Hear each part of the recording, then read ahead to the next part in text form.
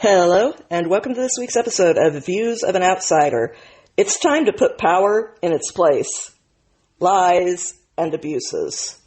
Before we get started, I would just like to once again let everyone know that I'm in the process of moving out of a house I've been in for nearly 2 decades, and for someone in my health condition to try to pack up, get repairs made, get moved out into a temporary situation, etc., that's a huge stress on my health, and it is very difficult with my disabilities.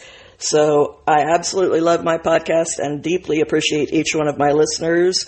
I am so thrilled that the podcast is beginning to have a little bit of success, and I don't want that to end, so I'm hoping you can bear with me if I do wind up missing a few episodes, if my health completely bottoms out here before we reach the finish line. But let's go ahead and get started with today's episode. In this series, we are going to discuss some extreme instances where gross abuses of power were committed by the ruling class of social elites who must now be finally held accountable and be forced to answer for what they've done. Dr. Simone Gold was an emergency room physician for more than 20 years. She was one of the youngest physicians ever to graduate from medical school in the United States. She's also a graduate of Stanford Law School, so she's a very impressive woman to say the least. But what happened to her is a cautionary tale that needs to be told. It is important for us to heed the warnings of the recent past and learn as we attempt to move forward. Simone graduated from high school at the age of 16 and then finished college early as well. Her father is a Holocaust survivor who became a doctor, and she wanted to follow in his footsteps. According to Judaism, the highest calling that a human being can aspire to is to save a life. So she started Chicago Medical School at the age of 19 years old. She graduated as a doctor when she was 23 years old, around the same age that most medical students are just beginning medical school. She went straight into her internship in Virginia, but a year later, when she finished her internship, she decided to take a little detour in order to attend Stanford Law School. Because Stanford is a very small and exclusive law school, it is very difficult to get into. It only accepts 147 people. Harvard, by comparison, is about 3 times that size. But Simone's childhood dream was to fix the broken healthcare system in America, and she felt that she would be better equipped to do that if she understood the law and the government. After all, the more she understood about the legal constraints of our system, the better armed she would be when it came to helping us improve it. While medical school had been a lot like grade school, where her 12 to 15-hour days were all a matter of being given information, which she was supposed to assume was correct and complete, and then memorize it and regurgitate it. But law school was very different. It was much more about developing one's ability to think critically and reason, challenging others in skilled debates. This difference in the intellectual skill set that is required in each field is a big part of why there are very few people who have been able to graduate from both medical school and law school. Dr. Gold has joked that she is one of these rare people with the necessary bilingual mind that was capable of flourishing in both worlds. She gave an example of one of the many problems that she discovered in the medical system during an interview with Jordan Peterson. Like government regulations in the business world, the medical community is very bad about discarding and eliminating old protocols. When a new and improved test is created, it usually becomes an addition to the old standards rather than replacing them. The CKMB test was used for heart attacks. But then the troponin test was created, and it was much more sensitive and specific than the old one. But it merely became an addition to the CKMB test that was really no longer needed, rather than just replacing it. At the time, she even asked the senior doctor why they were still ordering the old test when the new one was better and readily available to them. The senior doctor didn't know why things were done that way either. This was just the way things were. Commonplace, illogical red tape like this is part of the reason that the costs of healthcare are always rising. And this entire mindset does not exactly encourage doctors to evolve with the times when it comes to their thinking or to grow with the new advancements, which is why older doctors have become somewhat notorious for resisting new innovations for no real reason. Dr. Gold argues that doctors in general are not taught to think critically or to develop and expand. Doctors are also not taught to excel at statistics or even to really understand how to go about reading research data as new information becomes available so that they can truly understand it, much less be able to analyze and critique it in order to determine how much they should rely on it going forward. In an age where so much published research ends up being seriously flawed, and about half of it ends up being withdrawn altogether, we need doctors that have well-trained skeptical minds. Just because something is published, that doesn't mean that it's true or solid research, or that its conclusions are accurate. So an inability to recognize bad research and distinguish between it and solid, reliable research is a true deficiency in the modern medical field.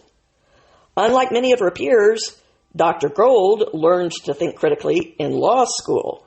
But while Dr. Gold was away studying law, there was a change that took place in the medical community. When she returned to medicine 3 years later so that she could complete her residency, the laws concerning the number of hours that a resident could work had been changed. During her internship, she had routinely worked 36-hour shifts, and then after 2 or 3 days of regular shifts, it would be time for another long haul. But in the meantime, there were several lawsuits that involved doctors who were overworked and sleep deprived, and that had led to patients' deaths. So now, all doctors, even the residents, were required to work like the nurses did and rotate through on shorter shifts. Insisting that doctors get enough sleep definitely had its upside, but there were also some unintended consequences as well. The opportunity to really experience a disease by staying with the same patient around the clock for a couple of days as you see the disease progress firsthand is a vital part of a doctor's training, and physicians were now no longer getting that. They missed out on the practical, hands-on experience of being given a chance to see the whole picture. Now, they would end up missing the crisis that always happens in the middle of the night. They also no longer felt possessive about their patients in the way that they typically had when they stayed by their side through the entire ordeal. A doctor needs to be objective, but that doesn't mean that the outcomes that they achieve for their patients shouldn't be personal to them. The new system also allowed doctors to spread the blame around when things went wrong across multiple individuals rather than having to take accountability by looking in the mirror and knowing that the buck stopped with them. In addition to her degrees in both law and medicine, Dr. Gold also got some political experience. When she finished medical school, but before she started her internship, she worked for the Surgeon General in Washington, D.C. for 3 months. Years later, while she was doing her residency, she went to work for 3 more months for Senator Jeffers of Vermont on the Senate Labor and Human Resources Committee that oversees Medicare. Before actually working in Washington, she thought that the reason that politicians didn't tend to find any effective solutions for problems that have been around forever and get something done that would improve things for the people was simply because they needed help to figure things out. She believed that the problem was a lack of specific knowledge on the part of the politicians who can't be expected to be experts on everything at once. If they had someone who knew what they were doing, someone who worked in the medical field and also knew the law to advise them, they could help them to understand what was actually needed. She naively believed that it would be that easy to fulfill her dream of fixing everything that was broken about the healthcare system. But it turned out that she had made a major miscalculation early on. The politicians didn't need an expert in order to discover what the problem was. They already understood the problem. They were just incapable and completely unwilling to do what it would take to seriously try and fix it. Medicare was a perfect example of that. When Medicare was signed into law by President Johnson in July of 1965, the average lifespan was just 67 years long. So you were only supposed to get Medicare for the final 2 years of your life. Several decades later, when Dr. Gold was working in Washington during the 90s, Medicare still started at the age of 65, but now the average life expectancy was 76, and today it's 80.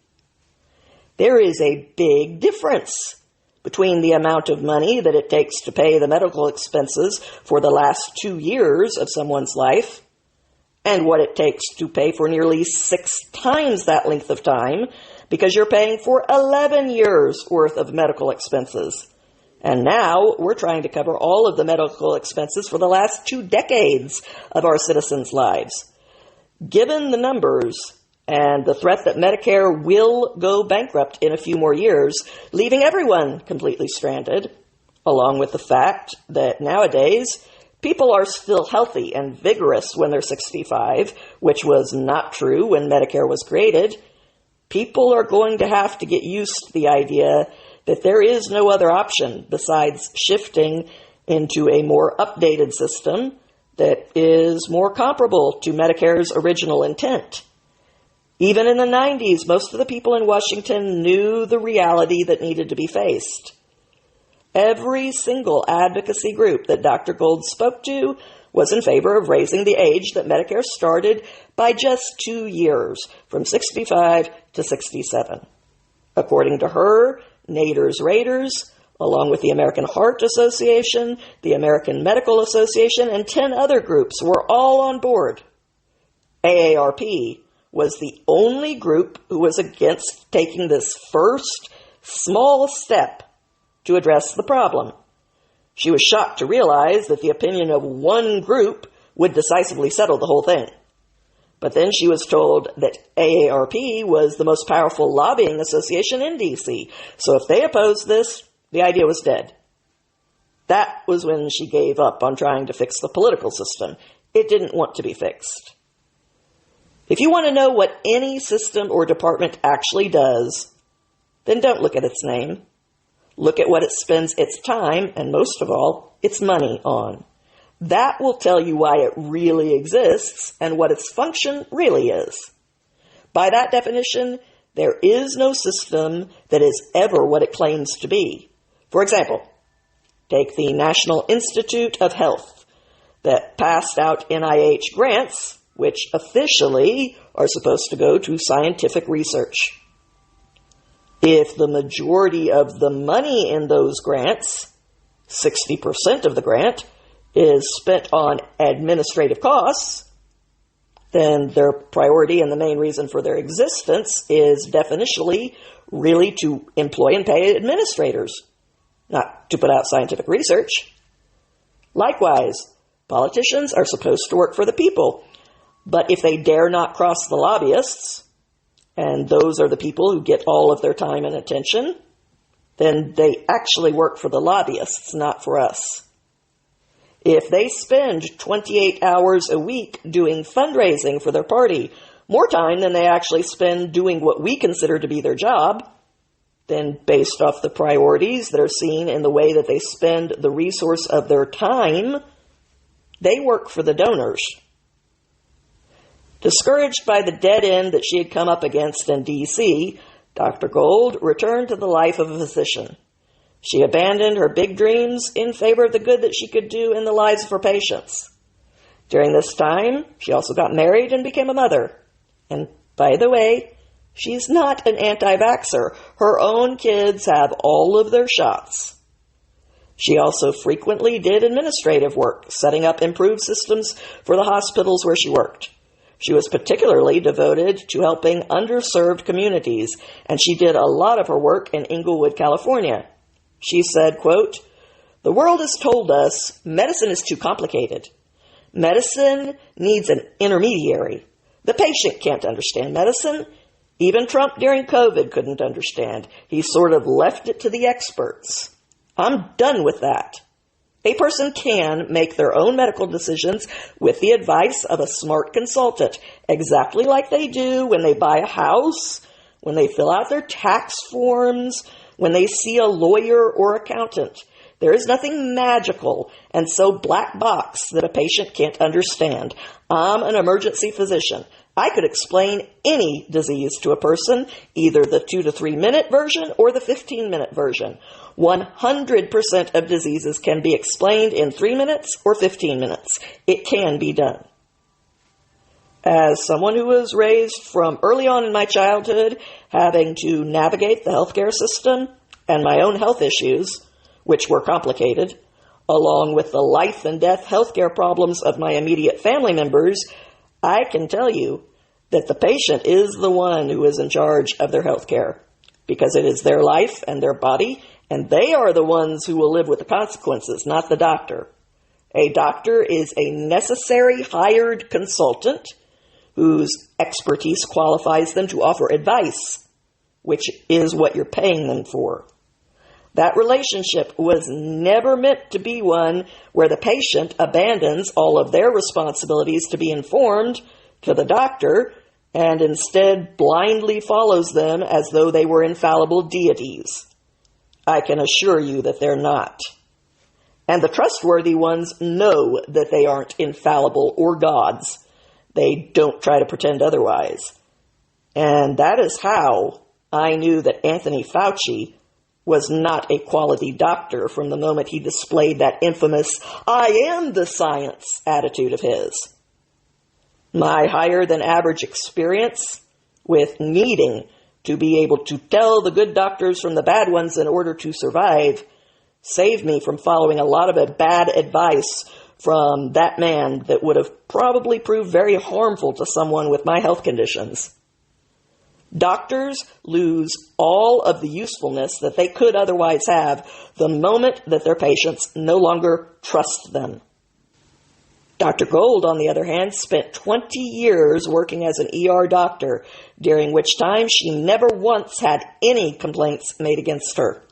And even more impressive, she never had any lawsuits filed against her either, even though an ER doctor sees more patients than the average specialist does, and they don't have any prior personal relationships with their patients that might deter them from suing.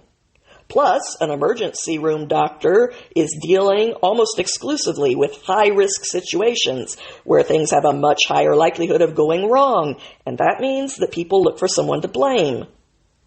But Dr. Gold's reputation with coworkers and nurses, as well as with her patients, was completely spotless on all counts. There is absolutely nothing negative that was ever said about her by anyone before July 27th, 2020. And that is basically unheard of in the medical field.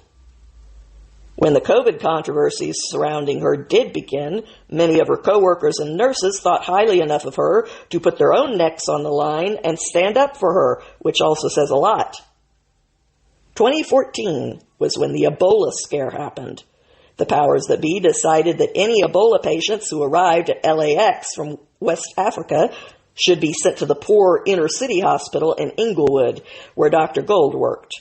Although this hospital had no resources, it was decided that the sick should be sent there instead of to UCLA or the world-renowned Cedars-Sinai Hospital, which is only a few minutes away. That's where all the celebrities go. So everybody at the inner-city hospital began going through Ebola training, and they were given the blue paper hazmat suits.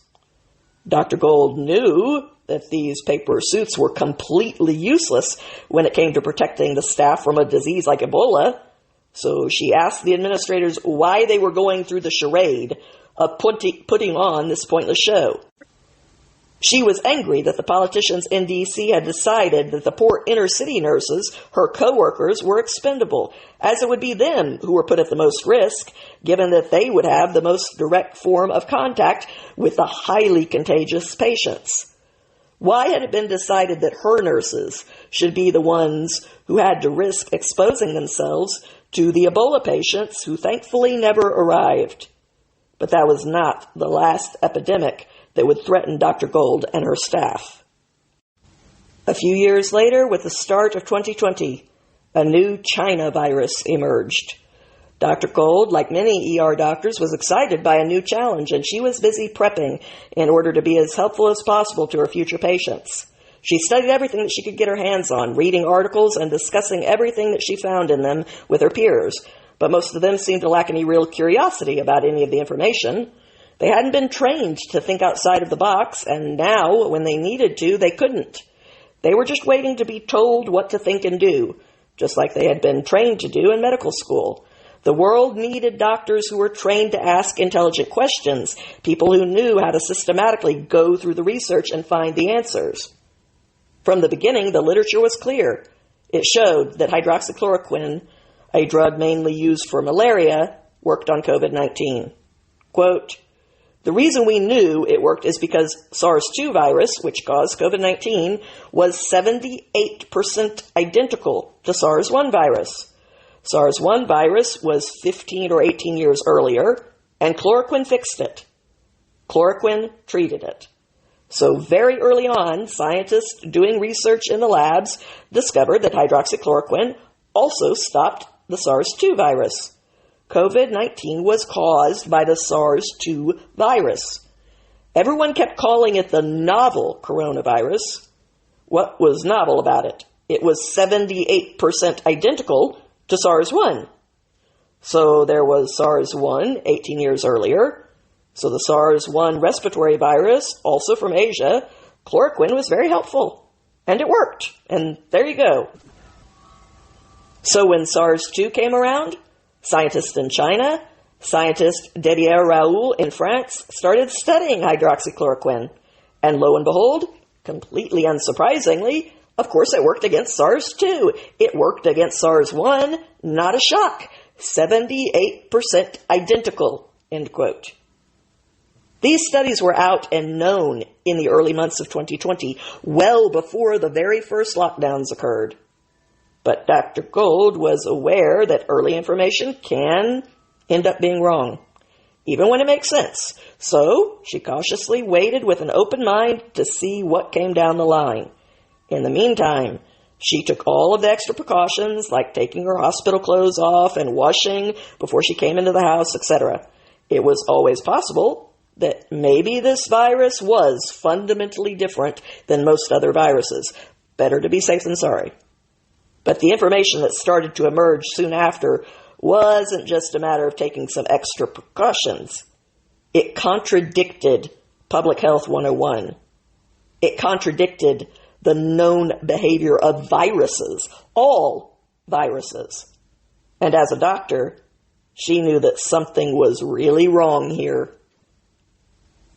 When Trump announced 15 days to stop the spread, he also came out in favor of hydroxychloroquine.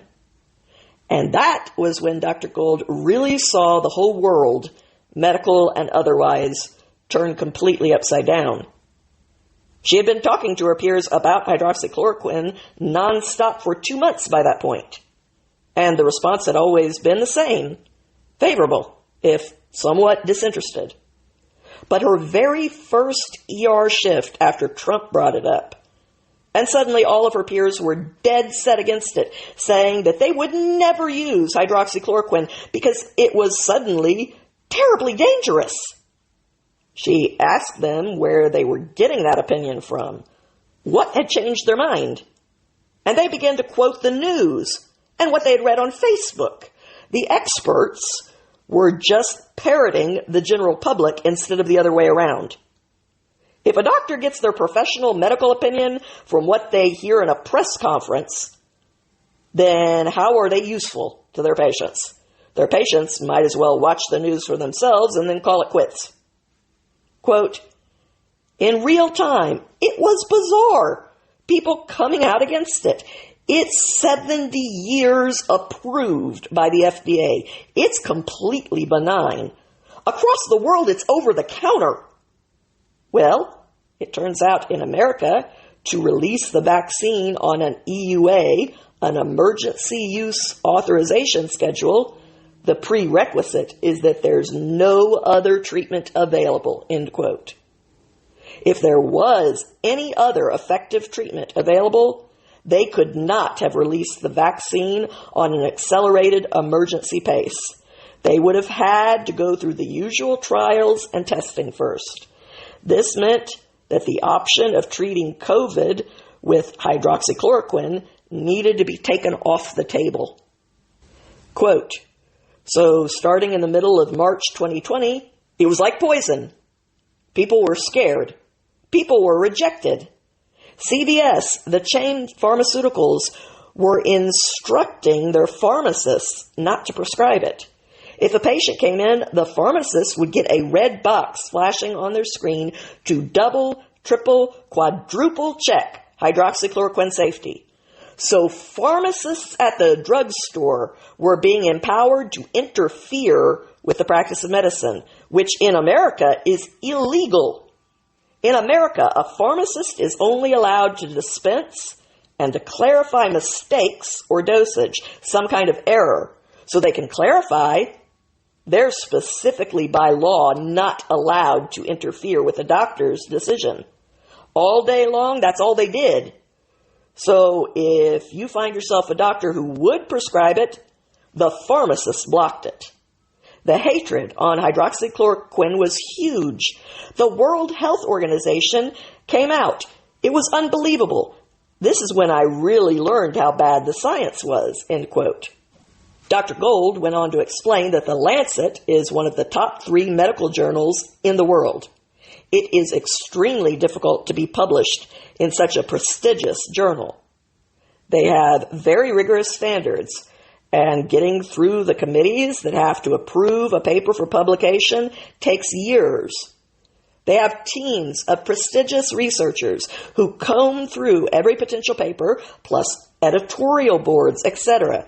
To be published in The Lancet is a long process, but one that would make your whole career. After that, you could get hired on as a professor for any other prestigious job that you wanted based off of having that one qualification of being published in The Lancet.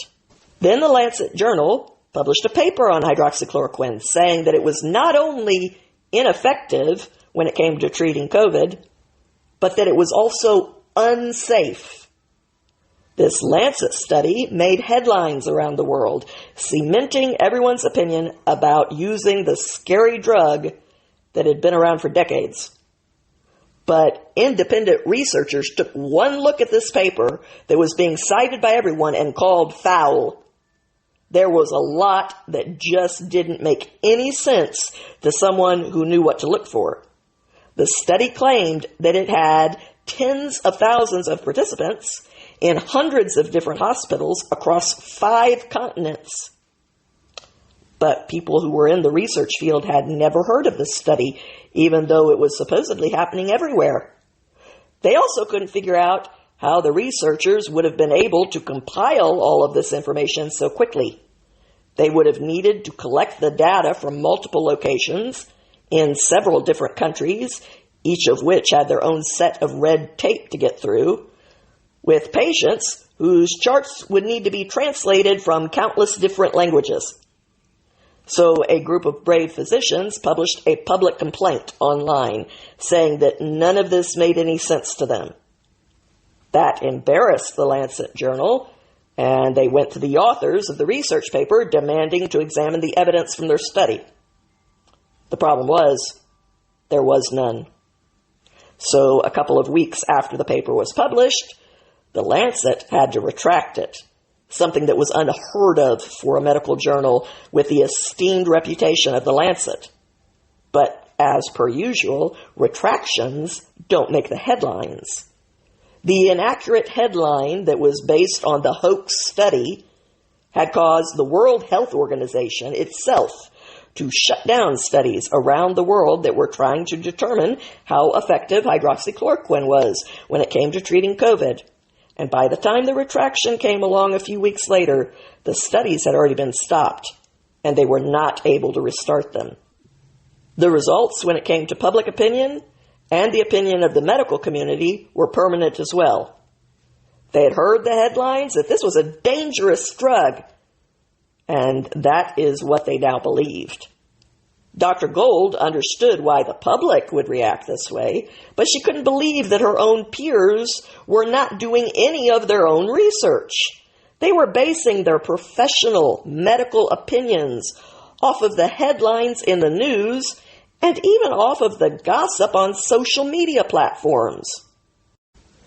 When the information on these platforms started being censored, it only increased the difficulties.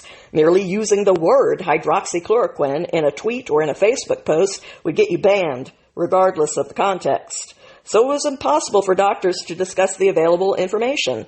But around 100 independent doctors found each other online anyway, using creative loopholes, like initials for the words that were red flagged. They began to band together, determined to tell people the truth. Dr. Gold started doing interviews, which in turn led to the start of attacks on her reputation. Still, she refused to stay silent. She gathered her group of doctors in front of the Supreme Court and invited every YouTube influencer she could find to be there when she told the world the truth. Breitbart alone had 178,000 concurrent viewers, which is almost 10 times more than they had ever had before. I said to the world, stop living in fear. There's no reason to live in fear. There's early treatment available if you should want it. Masks don't stop respiratory viruses. And this is going to be fine. Let's not have lockdowns. That day in front of the Supreme Court was July 27th, 2020. And although she didn't yet know it, life as Dr. Gold knew it had ended. She went from having 100 followers on social media to having well over 100,000 on Twitter alone during that first week. 2 days later, there was a hearing in Congress, and Zuckerberg was put in the hot seat for having taken down her video. He said that he had done it because it contained dangerous misinformation. Dr. Gold was then fired from her job at the inner city hospital and from her second job at the Native American hospital, all for, quote, appearing in an embarrassing video. Then the media jumped on board. In unison, they all began calling her a quack. She still has over 87 pages worth of media attacks that were made on her reputation. The Huffington Post was clever in their skillful avoidance of leaving themselves open to a defamation lawsuit. Their headline ran, "A group of people in white jackets claiming to be doctors," clearly implying that they weren't really doctors, but of course they were. Without actually lying by saying that these weren't doctors, they could still leave that impression, yet they couldn't be sued for technically reporting a lie. But it was clear that they were intentionally doing exactly that in principle. It doesn't really matter, because that's a self-destructive strategy. A reporter who deliberately tells lies is about as useful as a doctor whose medical opinion comes from social media. And we're not under any obligation to take either of them seriously enough to spend our money on them in the future. Dr. Gold, however, was scared. She was suddenly famous. She had lost her job, and she was basically unemployable now because of the notoriety that was associated with her name, thanks to the media's concerted smear campaign. But there was also a massive worldwide support for Dr. Gold as well, so she decided to embrace her new destiny. Quote, "I can't stand lies. Lies is what led to my father's reality of the Holocaust. I stand on truth. So I couldn't believe the doctors were lying. The media was lying. The government was lying. It was so painful. The journals were lying." The former editor of the New England Journal of Medicine wrote an entire book about the lies that are regularly published in medical journals. It's called Science on Trial by Marcia Angel. Quote, "I found it more difficult to live with lies than anything else. Nothing else mattered but speaking the truth. I think living in lies sucks your soul, sucks your energy. You're depressed. You can't wake up in the morning. You wake up, but you don't really want to get out of bed. There's no reason. There's nothing to do. For me, living in lies, I might as well be dead. I just can't imagine why you would want to live in a perpetual lie. I can't even think of anything harder. It's not even a close call. It's probably somewhat of my nature, but the nurture element you can teach as a parent how dangerous it is to live in lies. I mean, it's true, my background was Jewish, but people think that Hitler just happened, and it just happened. No, no, no, no, no. There were a lot of lies to support people. What I remember as a little girl is a lot of scientists back in Germany were measuring Jews' heads, and they determined they were a different size and a different shape than Aryan heads. And I remember saying to my dad, well, that's weird. Why didn't the scientists... They couldn't have found that because it's not true. Why didn't the scientists say anything? Were they just writing false numbers in their papers? What were they doing that allowed them to conclude that the circumference of the head was different amongst Aryans and Jews? I remember thinking, that's hell. You're right. It's hell. It's not death. It is hell to live in a world where you can't speak. You know, the First Amendment exists not just so that you can hear what I have to say, but humans have a need to speak truth. And all of a sudden, nobody was speaking truth. I know you didn't know hydroxychloroquine was safe, but if somebody said to you, water isn't wet, and that you had to say that, I'm not saying that. That's what they said when they said hydroxychloroquine wasn't safe. They were telling me to say water's not wet. How am I supposed to say that? All the doctors knew hydroxychloroquine was safe until media told them otherwise. There's safe and effective. So if the media and the journals had just said, oh, it's not effective, maybe I would have fallen for it. I don't think so, but maybe. But when they started saying it wasn't safe, when we've had it for 70 years, when there's a government database called FAERS, the FDA's Adverse Events Reporting System, which keeps track of all side effects of drugs, and hydroxychloroquine is much safer than Tylenol in that database. When they started saying it's not safe, I knew that this is a big lie. And I just knew that it's soul-crushing. I didn't want to live with a lie, end quote. So Dr. Gold started accepting speaking engagements. She was willing to talk to anyone who was willing to listen to what she had to say. She just wanted to get the truth out there so that people didn't have to be afraid or die needlessly. And before long, donations toward her cause had topped $170,000 thanks to Daystar. She formed a nonprofit and had to start hiring people to help her, although many people volunteered. When the vaccines came out, her fight became clear. She wanted to stop mandates. She didn't want to stop the shot from being available to people who wanted it, but she wanted to make sure that mandates could never become the law of the land and set a precedent that would last forever. Quote, because mandates would have survived COVID. Mandates would have become, show me your passport, Jew, 100%, which they kind of did in some nations. Show me your vaccine passport. And I would go to my death stopping a social credit score system in America, or I will die trying, end quote. Forcing someone to accept medical treatment also violates the Geneva Convention. And then there are the lingering effects regarding the complete destruction of the public's trust in our institutions, which will have consequences for the rest of our lifetime. With only 24 hours in a day, Dr. Gold had to choose between trying to help people get hydroxychloroquine or trying to fight the mandates.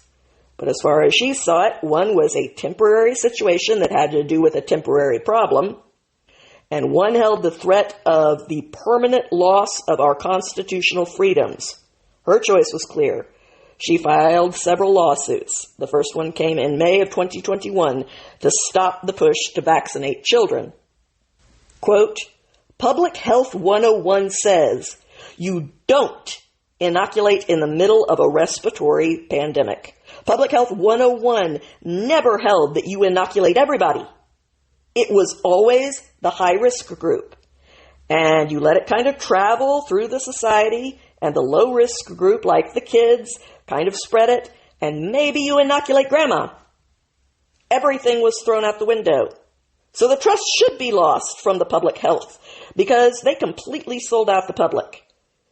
I think trust in doctors went from 70 or 80% to 40%. And I think that's completely appropriate. Kids were not dying from SARS, end quote. Looking back, the lies were truly ridiculous in their scale. Every doctor out there knew better when the media began saying that natural immunity didn't work with COVID.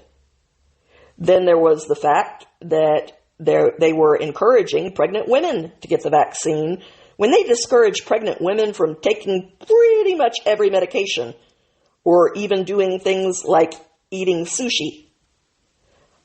But even pregnant women were being encouraged to take this new, unknown vaccine. The doctors who kept their heads down and went along with these contradictory lies are accurately described by Dr. Gold as being straight out of Invasion of the Body Snatchers. And when it comes to the kids, children have about the same chance of dying from COVID as they would have of dying from the cold. The average person who died of COVID had an average of 4 major comorbidity factors and or were already older than the average age of death. The only reason to push for kids to get the vaccine was so that it could be put on the standard children's vaccine schedule, which turned it into a cash cow for the pharmaceutical companies. Some local jurisdictions took things even further than that. Some of them took the authority out of the parents' hands altogether and allowed children as young as 14 years old to get the vaccine without their parents' consent. That tactic of the state inserting itself between the parent and the child in order to indoctrinate the child is clear-cut Marxism straight out of the handbook that they've been using everywhere that they've ever gained power. And using that tactic is a very telling giveaway that should always send people running. The judges who were ruling on the medical lawsuits had grown complacent over the years. They were used to deferring to the bureaucrats in executive agencies.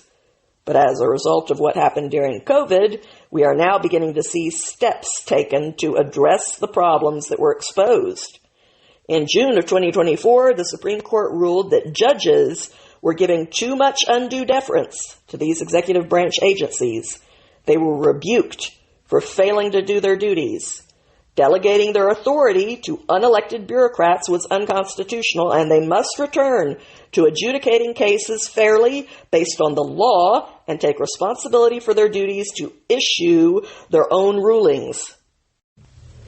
Meanwhile, Dr. Gold was being invited to more and more speaking engagements with each of her successes, and she accepted an offer to speak about medical freedom at Freedom Plaza in D.C. on January 5th, and another engagement to speak on the same topic on the east side of the Capitol on the 6th, for which she had the requisite permits. When she arrived with the other speakers, the stage was ready, but they were told that they would not be allowed to speak after all. They were not given a reason for this, so she tried to give her speech on the steps anyway, but because she had no microphone, it quickly became clear that it would be pointless to try and continue. The crowd had been growing rapidly during those few minutes, and it was now enormous. When the doors behind her opened, the crowd pushed her into the Capitol building. All of this was caught on tape and can be viewed. The tape shows Dr. Gold almost being knocked down as she was swept into the rotunda. She had no idea what any of this was, but she found herself in a place with pretty good acoustics. So she decided to give her speech there. When an officer tapped her on the shoulder and told her to move along, she obeyed and left, going back out the east side of the building. She went to work the next day, which kept her busy. Then she went out for dinner with friends that night. They grew alarmed when she told them about being at the Capitol on the previous day. They began to tell her that there had been an insurrection, and that's what the crowd that she had seen was. She laughed and dismissed their take on it. After all, she had been there, and she had seen no violence on the east side of the Capitol. It was a bunch of families and moms pushing strollers, so she understandably told her friends that they were mistaken and overreacting and that there was nothing to be upset about. Then someone sent her a message on her phone. It was a photograph of her giving her speech in the Capitol, but that photo was being shown on the FBI's most wanted list. She thought this had to be some weird Photoshop joke. She honestly believed that nothing was wrong, so she continued with her plans and gave a speech that she had agreed to give in Florida. And a week later, 20 armed FBI agents in full bulletproof tactical gear busted down her door to her apartment with multiple weapons trained on her. They handcuffed and shackled her, took her phone and computers, and even denied her reasonable request to be allowed to take some cash with her so that she would have a way to get back home when they released her. They perp-walked her past the neighbors and took her to jail. The judge told them to release her. Then she was basically pushed out of the front door with no way to get home. She was barefoot. She asked them how she was supposed to get home with no shoes, car, money, or even a phone to call anyone. And the officer told her that she should have thought of that before. She reminded him that she had asked them to be allowed to bring cash for this very purpose and that they had denied her request for no reason. Later, she was tried in the District of Columbia, even though D.C. had voted 96% for Biden, and a huge percent of the people living there work for the federal government. So there was no way that anyone whose name was attached to January 6th would get a fair trial there. The charges she faced included a random 1512 C2 witness tampering and evidence shredding felony charge, which carried a 20-year prison sentence. Trespass charges made sense for the participants of January 6th, of which she was clearly not even one of those. But evidence shredding didn't make sense for anyone. This charge was added on in order to scare January 6thers into accepting a plea bargain rather than pleading not guilty, which would mean that their cases would be tried publicly. In many cases, having the public see the videos of these individual people, many of whom were not participating in any of the violence in any way, would not look good. They wanted to be able to officially say that everyone had pled guilty. That would speak for itself. And this bogus charge was the club that they used to ensure that they got that outcome. A felony conviction would have cost Dr. Gold both her medical license and her law license. And risking 20 years behind bars is a scary gamble, especially for a mom with kids to think about. So she agreed to plead guilty to a misdemeanor trespass charge that would require no jail time, especially for someone who had absolutely no criminal record. No one goes to jail for a technicality like misdemeanor trespass.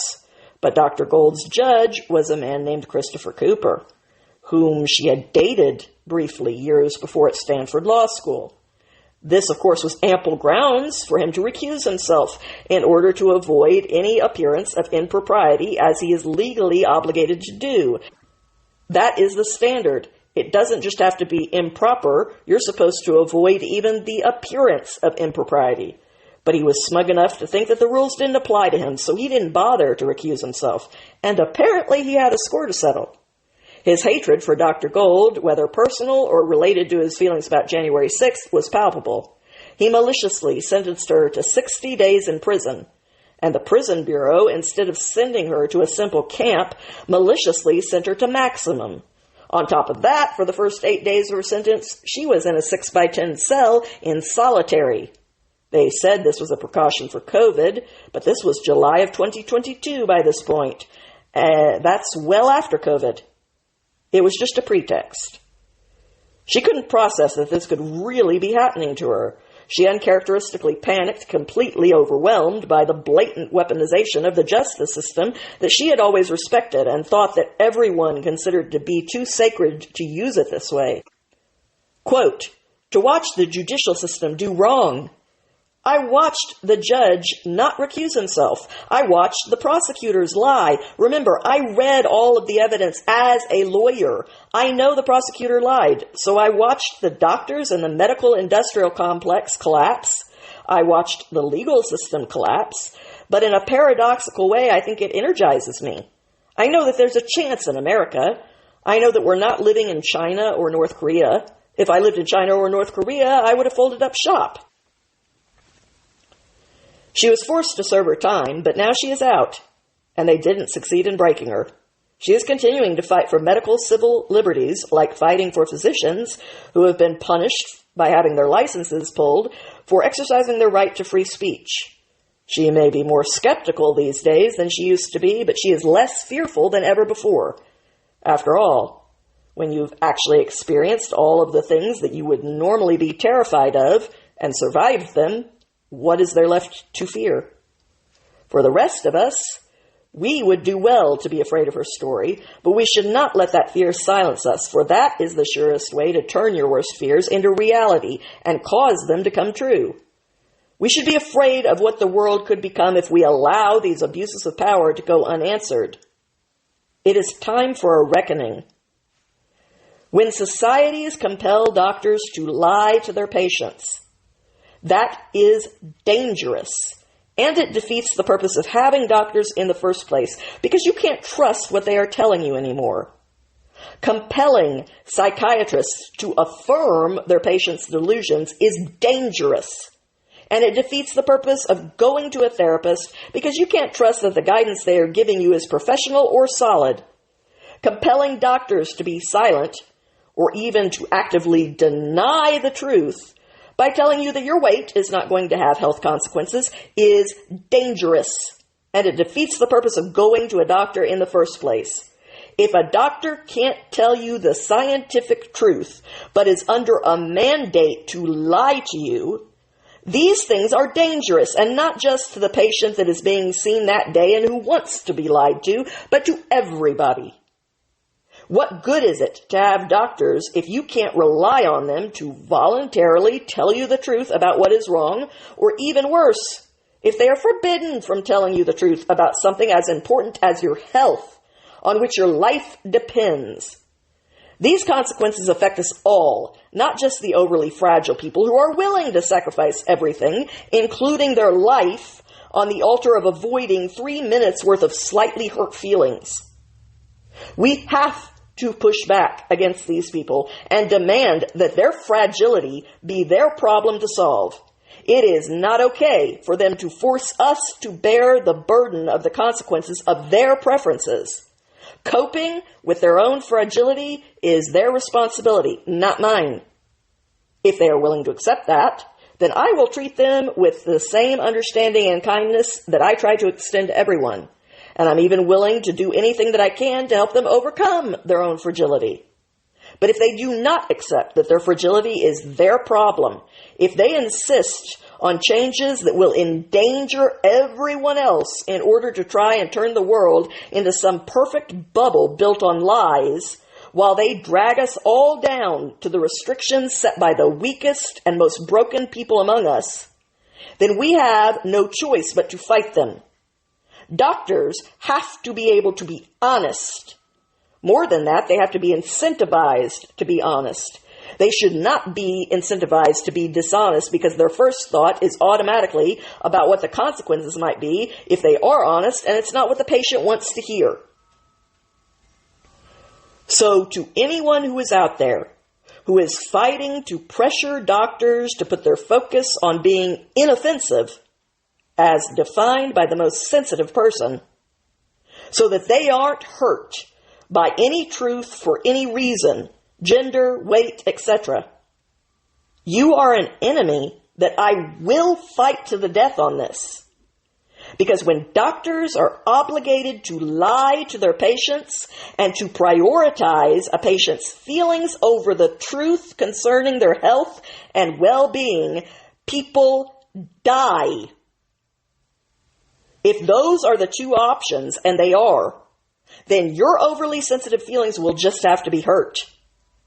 You'll get over it in an hour when you come up against the next truth that offends you. You'll live.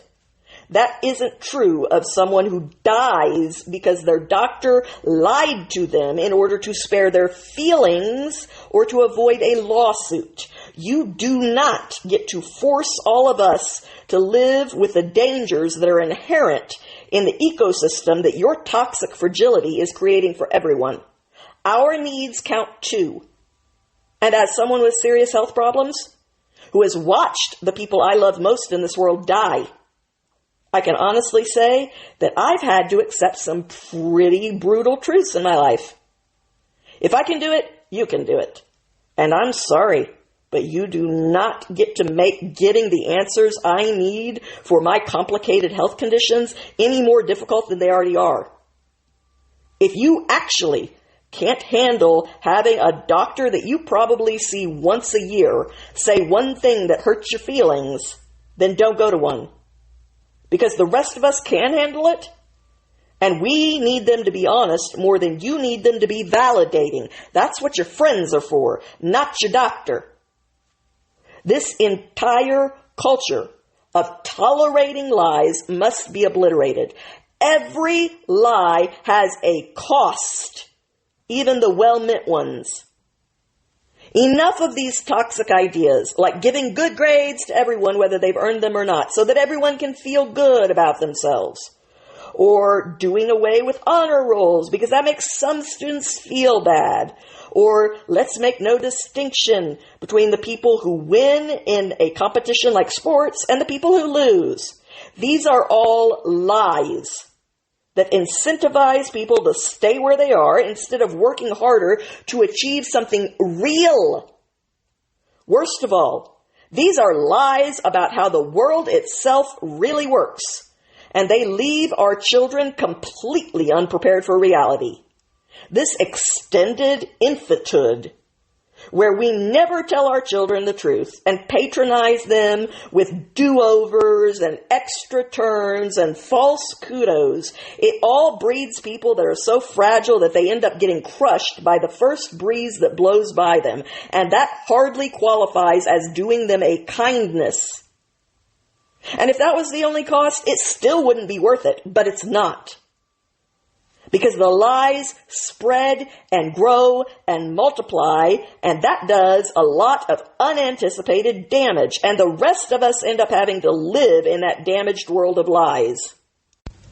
Plato had this concept of the noble lie, the idea that it's okay to be dishonest for a high enough cause.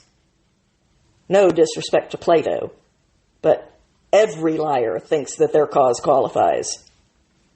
And even well-intentioned lies only ever end up causing damage. In the end, it is the truth that will set you free. It will also make you stronger. So, as wise as Plato was, Jesus was even wiser, and it's his advice that we should follow in this case. Saying that being overweight is healthy isn't a noble lie. It's a lie that's actually going to kill that person. I've seen what happens when lies take over individual people, and when they take over institutions like science and medicine, and when they take over countries like the Soviet Union. I will not live in that world. And anyone who wants to create a world where we rack up the accumulative damage of countless lies in the name of being nice is my enemy, and I will fight you. You have no idea what being good or kind really is. Harming someone while you smile to their face is not being nice. You may think it is, but your fragility is your problem. I have enough problems of my own, and I will not live with the consequences of yours too. On this, I will not compromise. I will not give 1 inch of ground in this fight. The stakes are too high. So believe me when I tell you, after what I've been through in my life, I am stronger than you are, and I will win this fight alongside of the other people out there who, like me, know that we must win this fight against lies. And when it comes to the weaponization of the systems under which we live, it is time to fight the power by following through on doling out some major consequences for the people who have betrayed our trust, which we, the American people, placed in them. The widespread examples of gross abuses of power that we have seen from the left is so egregious that I know that I will personally never fully trust them again. I will always be suspicious of them and their motives and any claims that they make until my dying day. I will always hear them out, but I will always be leery of them and resistant to the idea of giving them any kind of power ever again. That is on them. That is the natural consequence of their actions. They made the choices that led to that highly predictable result, and they deserve to live with the consequences of their own choices. If it wasn't for my conviction that you should never say never, and my superstition that with my luck, if I violated that, it would only come back to bite me in the ass in the form of having to eat crow, I would say what I actually feel in this moment, which is that the Democrat Party will never, ever see another vote from me again for the rest of my life. But the right could screw things up so badly and at some point break my trust to such a degree that I am forced to go somewhere else. And in that moment, my only other option may end up being the Democrats. So the Republicans better take note, because they don't have my undying loyalty by default. And I am watching them too. So I would just remind both sides, you are civil servants. You aren't in charge. We are. You have been given the privilege of being handed the microphone so that you can make your case while we listen and watch. Then we will decide. We give the orders in the form of our ballots. And you, as public servants, are empowered to obey the will of the people. Because if you don't, we put you in power and we will take you out. It's time for you to remember what the job is that you actually agreed to when you ran for office. You accepted the position of servant, not king. You're not an emperor. You are a servant of the people. You are their representative, meaning your job is to represent them, not your own personal whims. You are there to serve the interests of the people who elected you as they see and define them. If that position is not good enough for you, then get a different job, because that is the only position that we are offering you. That and that alone is what is on the table. So if you want to be an evangelist for your ideology, or an activist working as a social influencer focused on producing viral clips, then you better choose those jobs.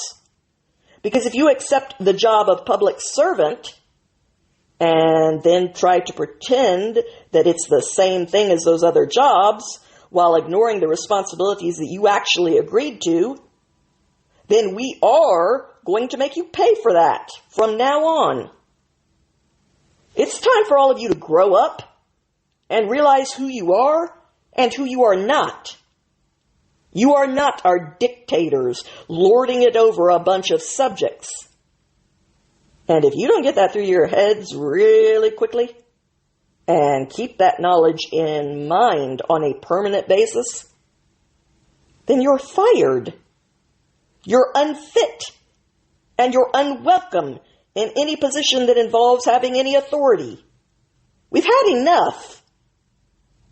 And it's time to set some standards again, people, and enforce some serious consequences for breaking them. It's time to put people on notice. It's time to put those who've abused power in their place. Thank you for listening to this week's episode. I hope you enjoyed it. I hate to ask, but if you did, please like and follow, because that does make these things successful. And I hope you come back next week. Until then, have a good week, my friends.